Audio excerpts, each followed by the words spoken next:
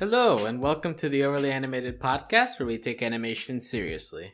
We talk everything animation here, including DuckTales Season 2, which we'll be beginning to talk about right now. I'm your host, Bonilla, and today I'm joined by Michelle Anderer. Hello. And Steve Zeck. Hi. And we are going to be discussing Season 2 of DuckTales, which recently premiered. We've been talking DuckTales on this podcast for a while. You can catch up with our previous episodes at overlyanimated.com. You can also subscribe to us on iTunes or on your preferred podcatcher, or on YouTube at overlyanimated.com/YouTube. Wherever you listen to us, we always appreciate any ratings or reviews you want to leave us. But yeah, we've been in a small hiatus compared to other shows, but we're already back with the season 2, and we've got 2 episodes to talk about. We're recording on Halloween, so it is back from the dead, so to speak. This oh my God, Alex! But we're talking about the first 2 episodes that have aired. It's only Dangerous Game Night and The Deaths of Cousin Fethry. It's only appropriate Duckworth is in one of these episodes. Also true. There's a ghost, I guess. But yeah, so we're back with DuckTales. It's been a bit. How did you guys feel about the return of the nephews? All right. That was very unenthusiastic, Steve. I was waiting for Michelle to talk. I thought she was going to say something. I said good. It was good to see them come back. Yeah. How did you feel about these episodes in particular? Then we'll go straight to our usual beginning point. Then that's what slipped me up. I was like, oh, we're just gonna talk about characters. It's like, okay, we can do that. Yeah, but we'll talk about the characters too. But do you know their names yet, Michelle? Or no, I thought about trying to learn. I was like, nah, it doesn't matter because the colors are so much more prominent anyway. I was going to say that the thing that made me happy about the Most Dangerous Game Night was that Green Shirt finally. I mean, I feel like it's been a while since he's got an episode that really focused on him at all. Because all I remember about him is that he really likes money. Like, of the 3 triplets, he's the one that really likes money and having a fortune. So I thought this was a really good episode for his character. And I love this theme of Scrooge bonding one-on-one with each of the kids and making them feel validated in their own ways. That's such a good idea. And it's making me really happy to see them each have a genuine, specific bond with him. So, yeah, it's like we each have like a Scrooge field trip episode. Yeah, even if it's mostly not about him. Like, I like that he takes moments at the end of each to just talk to each of them specifically. Yeah, because I think the Scrooge still owes Louis a field trip, because really this is just Scrooge at the very beginning and at the very end. And then Louis has his whole episode in the middle. Well, there was a trip to the money bin, the 3rd episode. So yeah, that was too. So I do feel though in these 2 episodes slowly we're having sort of the counterbalance of each generation, like Louis, he's kind of like the Gladstone of this generation. You got Huey, the Fidricks of this generation, and you go either way with Dewey and Webby. Like, they're like Donald and Della of this generation. Though I personally compared more Dewey to Donald and Webby as Della, but whatever. Yeah, so I definitely think that Louis is the big star of these 2 episodes, mainly because in the first episode is where he finally gets some. He's not in the second episode. Yeah, right. He Louis Greenshirt? Yes, he's Greenshirt. But what I'm saying is that compared to episode 2, which kind of goes all over the place, but like episode 1 focuses on Louis, and he gets the most work done in that episode. So in the end, he ends up being the character of the 2 episodes that stands out the most, because we just haven't had enough time with him. And also, like, we follow through a little bit with the stuff we left at the finale of, like, dealing with Mom being sort of back in the picture, and, like, Louis is bringing her up again, like, hey, this happened to Mom, so I feel insignificant. So, and so we're tying all that in together, and so I really like what they try to do with Louis, even if at the very end, one thing I will say about DuckTales, it feels like when there is a message to be done, it feels like there's always a sentence that just lays it out for you in the middle. Like Louis, like when he just goes out with, "I don't have a role," and then Huey is like, "Do you want to let other people get hurt because you're afraid of getting hurt?" Like it does feel very on the nose. So like sometimes I wish DuckTales could go beyond that, but at the same time, it makes the episode easy to summarize. But I do like the overall message that it's trying to get across. Well, IDW, like first few comics, they did flashbacks to Scrooge, Donald, and Della's adventures, and I just have to say, Louis is a lot like Donald in those adventures. So little does Louis know that there's someone that he can relate to. Michelle, how do you feel about Louis' struggle with his finding a place in the whole show? I loved it. I thought it was a long time coming because, again, I can't really remember the last time we really focused on him from last season. And just going back to I thought it was a really good choice for this episode as the first one from the season to not immediately jump into Della stuff. I'm glad that we have these 2 episodes to breathe a bit, but they do address it, and they address it in a very subtle way. And I don't think it's just that Green Shirt is, I feel so bad calling him Green Shirt. But Green Shirt, it's not just that he feels like he's not living up to his mom's adventuring spirit. He is also voicing a legitimate fear that, he's like, hey, our mom went on a risky mission and she's gone now. As part of the reason why he doesn't want to go into another adventure right off the bat. And I think that's a very good point. Like, last season didn't, like, despite the fact that, like, spoilers, we know that Della's not dead and she's, like, kind of doing fine on the moon, I guess. Mm-hmm. That, like, if as far as they know, she's, like, totally gone and dead forever. And the fact that, like, that does mean there is a legitimate risk to adventuring that I don't think any of them had really had to consider or confront before is very interesting. And I thought that was a really great thing that he was pointing out based on his own fears. It's like, yeah, like, our mom actually died. Like, there are reasons why I might not want to adventure. I don't think I'm good at it, but 2, like, what if that happens to us? The same thing that happened to our mom. And I really, really liked that. Plus, like, it was just good seeing him kind of come into his own and strategize. Like, the whole time, just, like, planting these seeds and trying to cover up, like, the stuff that was going on with Gyro. It was just a lot of fun to watch. Mm. Yeah, I kind of thought, though, it's like a realistic portrayal of a kid, who might be afraid of going on these life-threatening adventures. I mean, I'll be scared for my life too. Cause I've seen so many shows where you have kids, they put themselves in danger all the time and they're never scared. It's not that big deal. Exactly. Like we almost died or something. So I give the show credit for that. And Michelle, as you pointed out, like at the end, like he's doing all the planning and ordering around.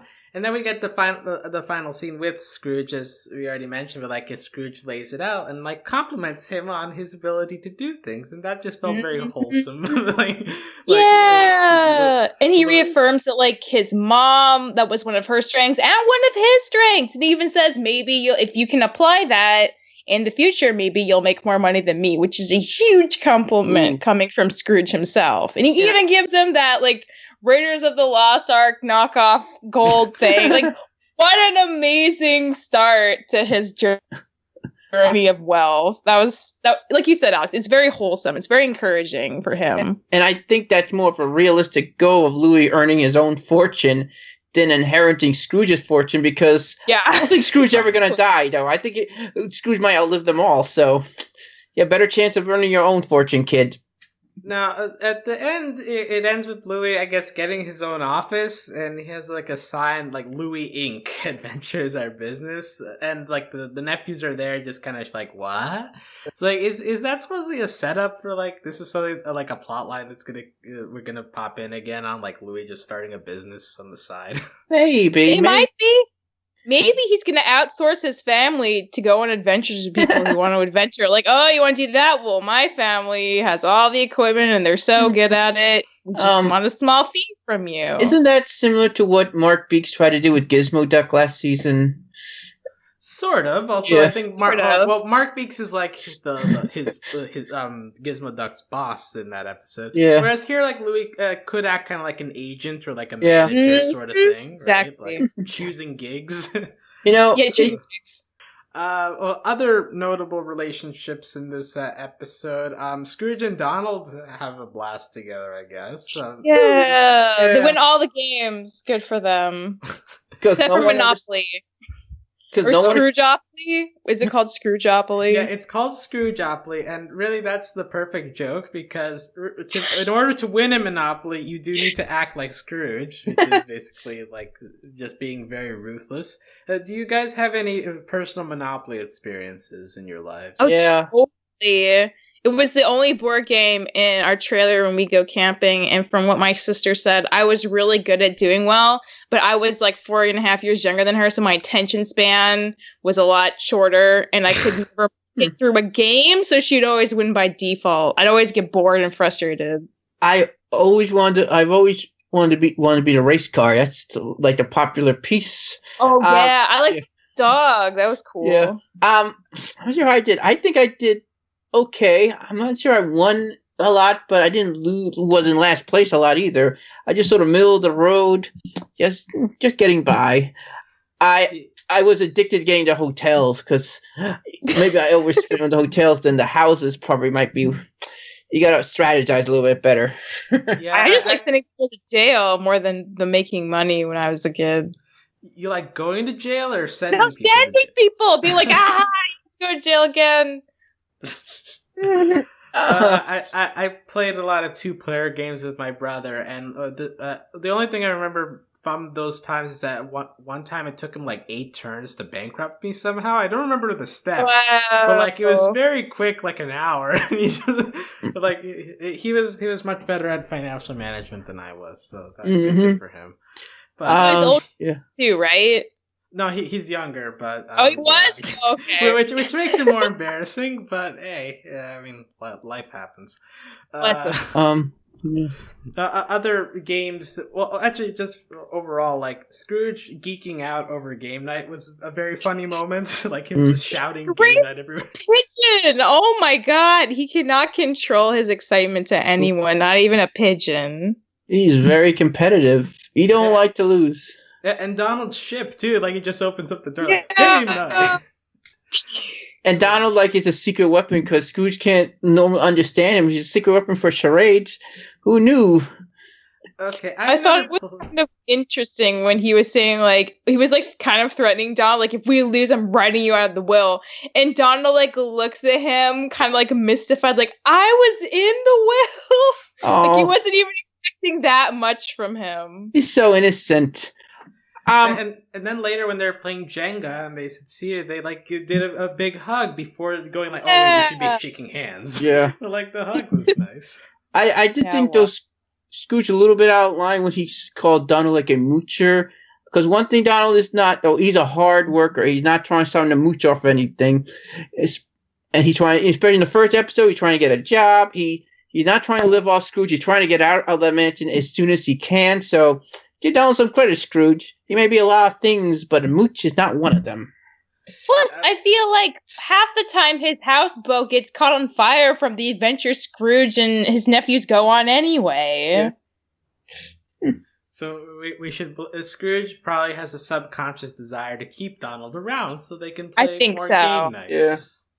Yeah. Absolutely. And I so also so hilarious though how like Dewey and Webby seem to be in sync on everything except when it came to game night. How I guess they're too similar, kind of to unbalance each other.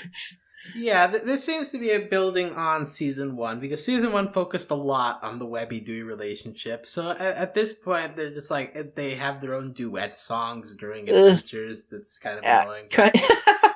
But hilariously annoying. You're not alone.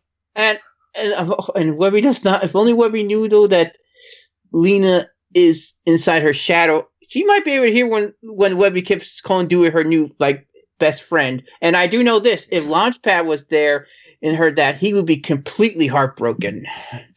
Well, Dewey is allowed to have many best friends. Yeah.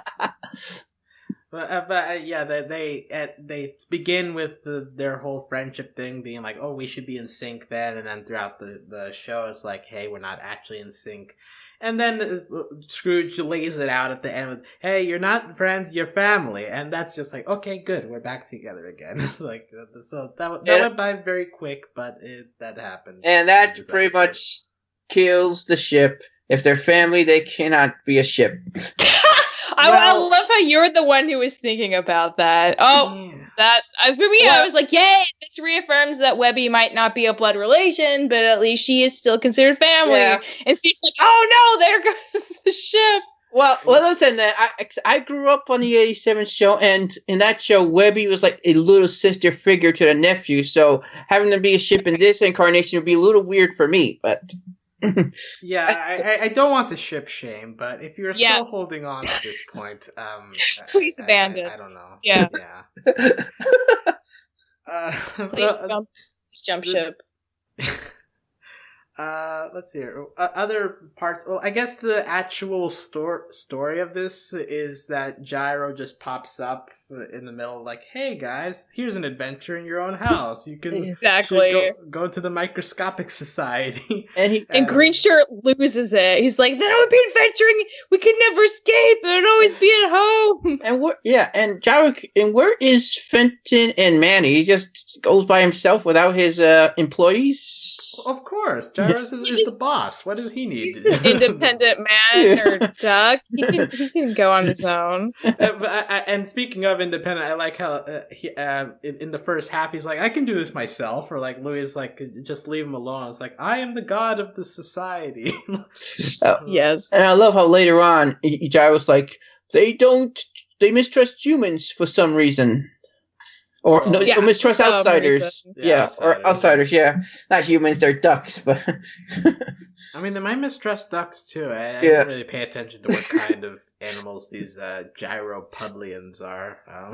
But by the way, naming a society after yourself is, that's a lot. It's a lot, yeah. But in a panic at some point, he also shrinks a Launchpad, who, like, pops into the kitchen. And so there's a series of phone calls that Louis and Huey do with Launchpad. Those are great. I love Launchpad at this capacity. It's so good. Launchpad in small doses. It's perfect. Exactly. It's just so perfect. Small doses. I get it. Oh. I also like when they're going to the tower. It's like, hey, there's the Tower of Infinity, and it just falls on them, and they're all like panicked. It's like they're beside themselves. Yeah. Yeah. I do say though, this whole thing, like their war against the humans, against the ducks, the duck family. It reminds me a lot of the first episode of Hilda. Similar thing here of we don't notice the little people and how we step on them. Yeah. Also like A Bug's Life and many other stories of small things. But speaking of Bug's Life, they train ants and flies to like. Weird gun. Yeah. Very Honey, I Shrunk the Kids. Yeah, there's another one. But yeah, so there's many of this genre of people shrinking down. Well, there's that in the original series, an episode called Micro Ducks from Space. It's very similar. Yeah. Micro Ducks from Space. What a title. Yeah. It says it all. I think we've covered most of everything there. Is there? And Duckworth, as we mentioned earlier, like he shows up, but only at the beginning to like see that he's cleaning the house, and then once game night happens, like ooh, spooky things, farewell. And he just like pieces out. And Mrs. Bickley does not give up. Like as soon as the Launchpad disappears, she's not interested. Yeah. And anything else notable from this episode? What do you guys want to talk about? There was one moment at the beginning when Green Shirt's trying to feed into the hysteria of everyone being too tired to go on a new adventure, where he's pointing at Blue Shirt, and he's talking to Scrooge. He's like, "Do you even remember if he's like Huey or Dewey?" Oh, and no. it's like, and Scrooge like he's like, "Oh," and he's like, he hesitates, and then like Blue Shirt's face gets so like hurt and betrayed, and I just thought that was some really good animation on his face. And I also want to mention that we didn't mention anything about Huey and his little plot here. He's trying to be a perfectionist. How Louis kind of ropes him into it. Yeah, and he gets threatened by Louis, like you can't tell anybody, and so that ends up being a brief thing during the charades that he's trying to hide, and he's terrible at hiding secrets, I guess. It's nice. His whole thing, it's kind of centered around like, you know, perfecting his threading and sewing, and there's no gendered language about that, and I just think that's a nice little thing they threw in there for him. I think one thing we have talked about are the small creatures. We haven't. They look kind of cool. I love how Donald was able to defeat a couple of them, like only Donald can, man. He goes into a rage. I just start laughing because it's such a classic Donald thing. He's just screaming and One reference I did notice from that scene is like corral them onto Barks' place, which I guess is like a reference to Karl Barks or something like that. But Huey is an interesting thing because I guess that he's the character who shows up in both episodes that has meaningful stuff, because in this episode he's like very temperamental, like gets focused on like one little thing. And we kind of continue that into the depths of Cousin Fethry. This is a terrible segue, but you know. Yeah. But in the depths of Cousin Fethry, we focus more on him being like very nerdy and very like focused on strange, like, the small things, on strange things. Yeah. And it ends up coming down to a final message at the end of just because they're a little different doesn't make that bad or wrong. And so that's basically Huey's thing this episode. How do you guys feel about how Huey is portrayed here, or Red Shirt? Red Shirt, thank you. I like Red Shirt. He's like, you know, he's very kind of chill and just really loves the woodchucks and just wants to do well. And I think that's very admirable because Blue Shirt's really kind of, he's the brave one and he's like kind of the cocky one. And then Green Shirt just like really likes money. And now he like kind of has a strategy angle. But Red Shirt's just kind of chill and nice and like loves his weird stuff and is kind of the most nerdy of the three. And I like that a lot. And it's presented in a positive way. And I like that too. He's a sensible one. He's sort of like a kind of a perfectionist, but you know, like I said, he sort of has this weird stuff. He's like a little bit, I could say a little bit like the Pearl and also a little bit the parrot of the group in a way. Yeah, I can see that. Well, and this episode contrasts him with this new character, Cousin Fethry, voiced by Tom Kenny. His future. Yeah, Dewey does call him like, it's like looking into a mirror. Like, so we keep contrasting that, and Fethry is like an eccentric person who deals in the ocean. Initially Huey sees him as a scientist, but eventually it's revealed he's just a custodian, but he likes seeing all the creatures and stuff. How did you guys feel about this new addition to the DuckTales cast? Awesome! I loved it. We got to see some really? Yeah, because he's a character. He's not from the Barks comics. He's not from any of the American comics. He's a character from the European comics. So the fact how do you know this, Steve? Oh, I know. I've been catching. Wow. In between seasons, I've been collecting all these Donald Duck and Uncle Scrooge comics. So. Okay, good for you. Yeah, but and also been reading up on Wikipedia. But he is awesome, and you know what? It excites me because, in a way, I kind of prefer a little bit the European or the foreign international Duck comics than the American comics in a way because it has a very variety of styles. It's a little more comedic, while the Barks comics just mostly all like adventure, and even the gag comics you only have like use the same 4 or 5 characters. The with the European or international comics, like anyone can show up. It can be centered in any character. So, and Fethry is like a big part of that. And I just find it interesting though that we had a Fethry episode this season. Last season we had a Gladstone episode, and both those episodes have similar thing with Launchpad in terms of he goes on his off-screen adventure. So I'm wondering if we ever meet like a third family member, are we going to do that again?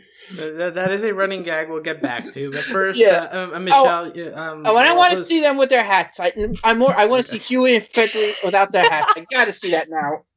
That's on Steve's wish list. Hat list. Yeah.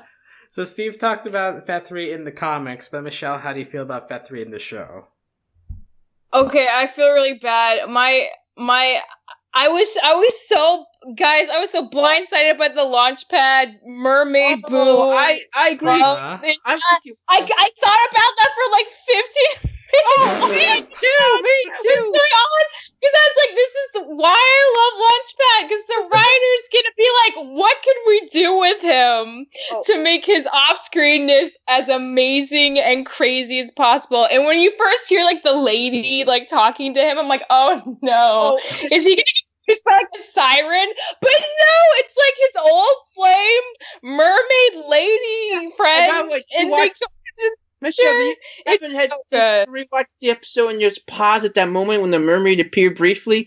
She's a little bit from the distance, but you definitely could get a view of her. And I'm with you, Michelle, though. The one negative of this episode was I was mostly distracted about what's going on with Launchpad. I mean, that hurts my enjoyment of the episode just a bit. But I love Fethry. I'm like, what's going on with Launchpad? I gotta see the mermaid. Come on, man. Launchpad says, "Is that you, Oceanica, my love?" And by the way, ridiculous, but because Launchpad, you believe it. You believe there's a history there between those. Launchpad has a harem.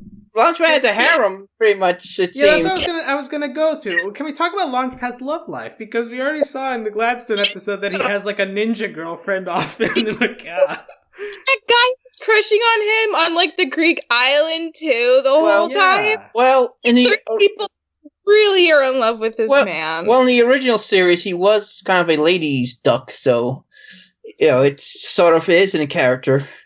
Like, also he crashes all the time. So, like, how is he getting to all these places? Crashing? He finds us somehow, and like bless him for it, because it's just amazing that keeps happening. I'm hoping either at least we get like maybe a comic book adaptation of these adventures. We get to see what happens, or I'm waiting for an episode that when all his like old girlfriends show up at once and they go on a on-screen adventure. I think maybe they might do that maybe when Della comes back, because I think Della's probably the next relative we're going to focus on when we go to do this formula. So what I'm getting out of this is that you had no thoughts on Fethry then. I thought he was fine, and I like that he reaffirmed Red Shirt's sense of self and to, love his junior woodchuckness and to lick things and to feel fine about that. And there's nothing wrong with that. But Oceanica is it did really kind of blindside me with Fethry's fine. He just promised Launchpad overshadowed him. Exactly. That's the only thing that got in the way. Overshadowed him with 10 seconds of screen time. Well, not even more so Launchpad. For me, it's more the mermaid. The mermaid overshadowed him. Or Sentia, whatever her name is. The combination of those things. So good. Oceanica. Even her name's like it's ridiculous, but so great because it's Launchpad. I'm hoping though maybe on the DuckTales Liga maybe they could get a screenshot of her so they could put a Wikipedia page of her. So somebody please make her a wiki character page. Yes. Speaking of romance and stuff, Huey kisses a sea worm. That scene was weird. Mm-hmm. That was kind of weird, yeah.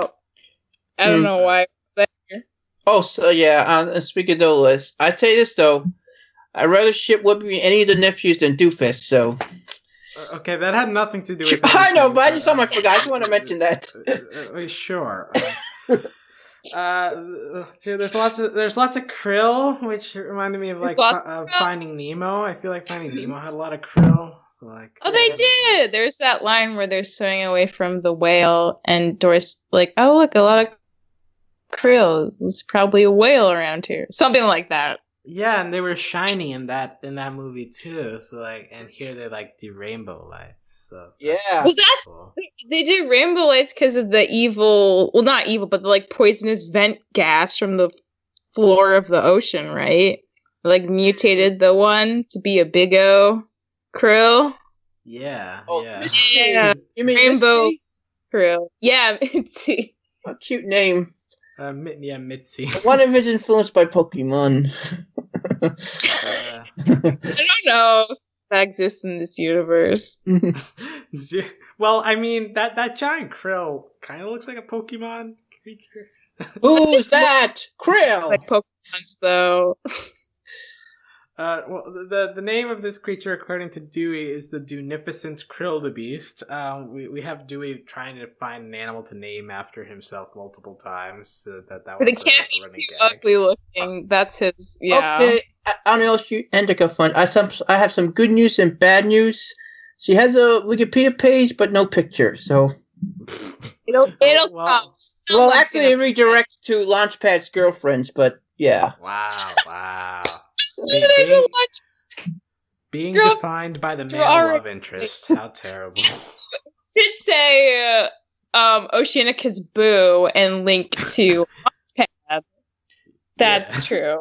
And she's voiced by Jennifer Hale. Yeah. Okay. Didn't she do like a voice of one of the henchmen in like one of the Yes, early yeah, DuckTales episodes? yeah, I know she did. Right. Let's hear other random stuff. Donald and Scrooge are describing at the beginning like it's useless going to Fethry, and Donald just keeps going, and the explosions. Yeah. Explosions. You mean explosions? Explosions, you right? Yeah. Yeah, so Donald is scarred from underwater explosions, apparently. Yeah. I kind of wonder, man, what kind of adventures if Fethry went on any of these adventures that the family went to back in the day. I wonder if Gladstone went any of them too. Like I said, could have been Donald, Gladstone, and Fethry, like the previous generations, Huey, Dewey, and Louie. Yeah, Yeah. It's a parallel. And by the way, that could exist, I totally guess. believe when Fethry says he's Donald's favorite cousin, because when Gladstone is your cheap competition, you probably are his favorite cousin. So Yeah, I get lost on the DuckTales family trees. Like, I don't. I could put How many cousins does Donald really have? well. He's, Probably He has, could like, have a 20. lot. He's A a lot. duck. Yeah, I feel like he could. Yeah. You want me to look at the No, thanks. No, thanks. This is a rhetorical question. but it does thank exist. Yeah, which is scary in a way. But And I was finding it interesting that Donald, his family tree has more life to it, has more background to it than Mickey's family tree, which is much smaller and no one really seems to care about. So, But overall, this episode is leaning more towards the comedy stuff. I think Fethry is fine, and Huey gets a good message out of it that his weirdness is valid. Yeah. And any closing thoughts on this episode or in overall, Michelle? Good life lesson. Oceanic Rock. Yeah, Oceanic. That's I'm a good place sorry. to end too. Yeah. More mermaids and Well, DuckTales, please. and I'm so happy to have Fethry on the show. You're an excellent addition to the cast. Maybe opens the door to some of these European characters like Fethry or Dickie Duck. I love to see Dickie Duck. She's awesome. Wait a minute. Remind me something. Just Remember Lady those Duck, and her name's Dickie Duck. Yes. Isn't Dick short for Richard? No, it's a girl Right. duck. She's Goldie's adopted granddaughter.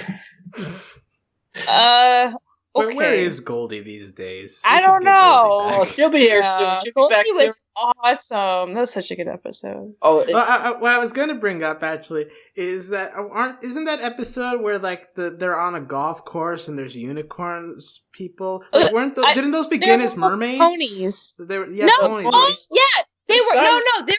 No, they're not sirens. I forget what their official name is, but they're like Selkies. sneaky horses. You sit on their back and they drag you into the ocean and drown you. That's what they are. like sirens.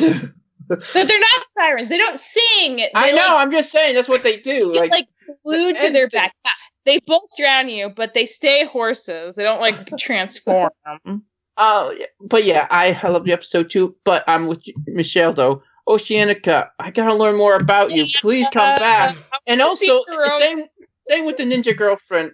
I want to see both of them. I want to see even more Launchpad's harem, man. If he has probably has more than 2. He probably has a girlfriend in every continent in the world. Do you think Launchpad made a girlfriend with the gyropedians? Like when he was microscopic, he found a tiny. Somewhere. There was somebody was a female crushed on him, but he might not have been aware. Because that's the thing with Launchpad. I feel like the reason this works is he's got the bod going on, but he might not realize some of these people are into him at the same time. So it might be a little one-sided, but I'm sure people are crushing on him left and right. And also he has a good heart. Yeah, he's genuine. Yeah. He's not super smart, but he's very genuine, and that is quality. Yeah, well, and that's also so Donald's short. He has his own admirers, at least one admirer. He's a guy, but still, it's something. So, yeah. But yeah. So in the end, I guess the moral of this podcast is more love for Launchpad. Yeah, deserves all our love. Love for Launchpad 2019. That's the year on Launchpad. Year of Launchpad. I think that seems like a solid place to begin wrapping up. Thanks for listening to us, guys. If you want to talk to us about Launchpad or other DuckTales related content, you can find us on Discord at overtheanimated.com/Discord. You can also support us financially via Patreon at patreon.com/overtheanimated. Thanks to all of our current patrons, especially our patron of the podcast, Nicholas, aka Nickelodeon. And thanks as always to our Patreon executive producers, John, Ryan, Steve, and Hugh. If you enjoyed this DuckTales podcast, other shows that are airing around this time include Miraculous Ladybug. There is Castlevania, but that's totally opposite spectrum. What about Ruby? Ruby also a bit on the more adult spectrum. But and DuckTales we will probably be continuing to be regular because there are 2 episodes already scheduled for November. 3 episodes. Yeah, 3 episodes. And it's confirmed there's going to be a Christmas episode, so there's probably one in December as well. So probably have 4 more episodes left in 2018. Right. Oh, that'll be nice. I think if we do the 2 episodes in a group again, we will. Episode 4 is reportedly the one that's going to have the 3 caballeros. Yeah, so we'll probably talk about that a little bit more once that comes out. Oh, but, maybe, yeah. Maybe in the meantime, I watched the movie. I've been told that's not a good movie and that it's better off you go in blind. But you do you if you want to dive into that. Hey, any Donald is good Donald for the most part, except for those preschool shows. But yeah, that sounds like a bold strategy. But I trust you with that. But until we get those episodes to talk about, so we'll be back. But until then, we'll see you soon. Adios. Right. Bye. Bye. Bye.